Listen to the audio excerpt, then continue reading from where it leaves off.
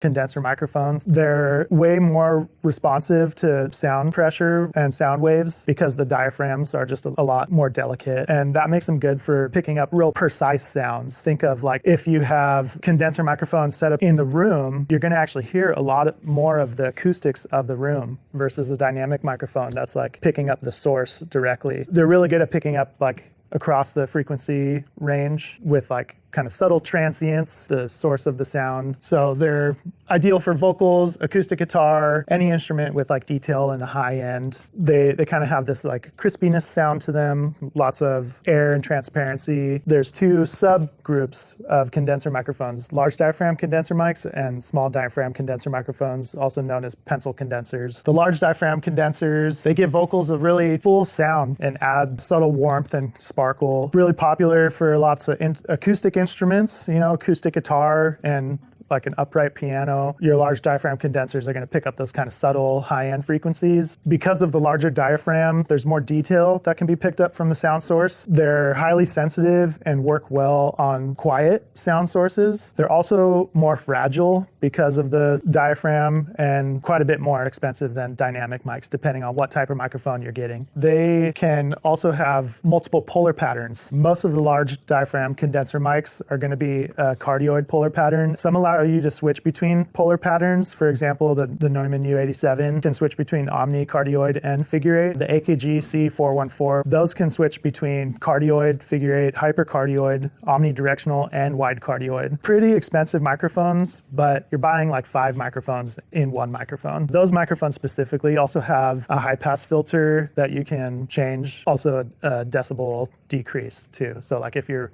using them and the sound source is like really loud and you want to do like a 20 dB decrease, you can just push a button and it does that automatically. AKG makes a similar version of that microphone called the C214, which is a more affordable version. You just don't get the multiple polar pattern switch. Let's move to small diaphragm condensers. Thin cardioid mics, sometimes called pencil condensers. They're really good for picking up more high-end frequencies because the diaphragm is smaller. It's going to capture those like crispy transients. So we're thinking like cymbals, the attack on the cymbals, the kind of shimmer that high-end frequencies have. They work really good as like a drum overhead pair. Typically, when you're using pencil condensers, I like to use them as a stereo pair because it gives you this sort of image of the stereo realm. Sometimes when recording an acoustic guitar, I'll combine a large diaphragm and a small diaphragm condenser microphone because the small diaphragm condenser microphone can pick up like the brightness of the strings more than a large diaphragm condenser would.